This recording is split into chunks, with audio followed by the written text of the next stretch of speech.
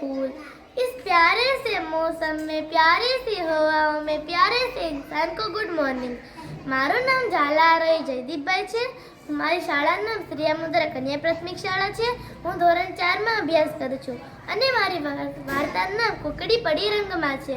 તો તમને બધાને સાંભળવા નમ્ર વિનંતી। વહેલી સવારે કુકડો અને કુકડી ફરવા નીકળ્યા। બંને વાતોમાં તો મશગુલ। વાતોમાંથી ગામની બહાર નીકળી ગયા। ગામની પાદરે રંગારાના ઘરો હોય એટલે રંગના હોજ તો હોય જ ને। ચાલતા ચાલતા કુકડાને તો કુકડીની ટીખળ કરવાની ઈચ્છા થઈ એટલે કુકડાએ કુકડીની ટીખળ કરી। ટીખળથી કુકડી ખૂબ ખીજાઈ। એક હતું કોઠીમડું, એ વાળે દળિયું જતું હતું। ત્યાં એક ઉડતો કાગડો આવ્યો।